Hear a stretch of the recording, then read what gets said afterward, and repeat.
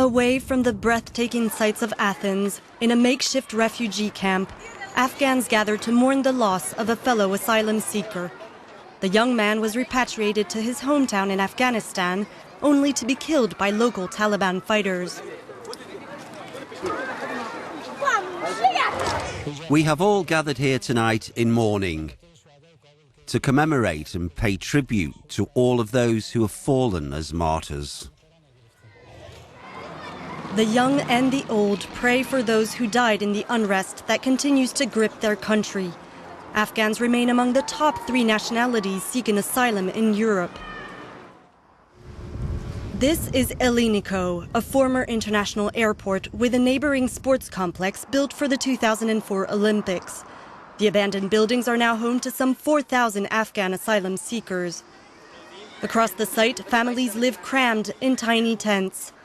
Under European asylum rules, they have few options other than voluntary repatriation. Those who got here after the EU's controversial migration deal with Ankara will be returned to Turkey.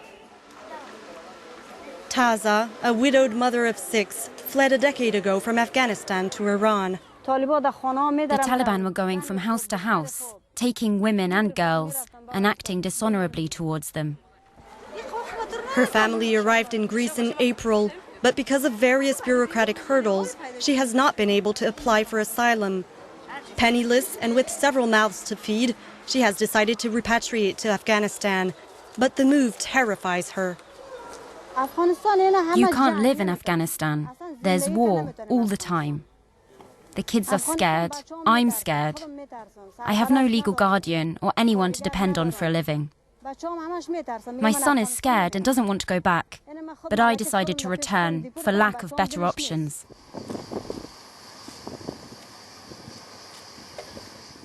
Her oldest son worries he could get killed in a vendetta if he returns to their hometown. Taza wants to convince him to go home, but warns him it will be difficult. And if we were to go back to Afghanistan? Life in Afghanistan is really hard. Believe me, I've been there.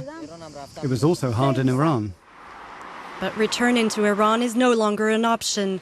The family's refugee status there became void once they left. In the evening, we meet up again with them, this time in downtown Athens. They've been told that the voluntary return program set up by the International Organization for Migration would take them back to Kabul. But they worry about getting back to their hometown in the north, where the Taliban rebellion is raging. My heart's pounding over whether I'll make it back there and get killed. Yusuf, also from Afghanistan, has spent 13 years trying to make a life for himself in Athens, but his claim for asylum has been systematically rejected. He shares his frustration with an Afghan friend whose own application succeeded. I don't understand what's going on with my asylum case. You've learned to speak Greek. Of course I speak Greek. If I didn't, how would I have been able to work? And you have Greek friends? Of course. Yusuf risks deportation. A scenario he did not imagine when he left Afghanistan after NATO forces came in 2003. During that time, do you know how many people were killed?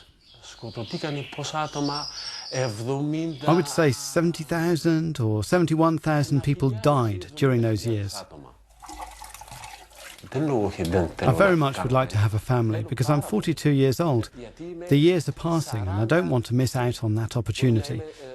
But first of all, I want to have papers, to be legal.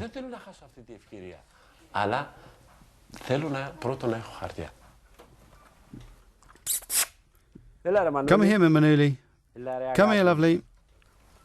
He's awaiting a final hearing on his asylum application and fears he might be forced back to a home that no longer exists. There's no way I can go back to Afghanistan. Why? Because it's utterly lawless. Rules only exist for those people inside the parliament, who are in charge, who are protected by weapons and armoured cars. The rest of us are not able to live there in safety.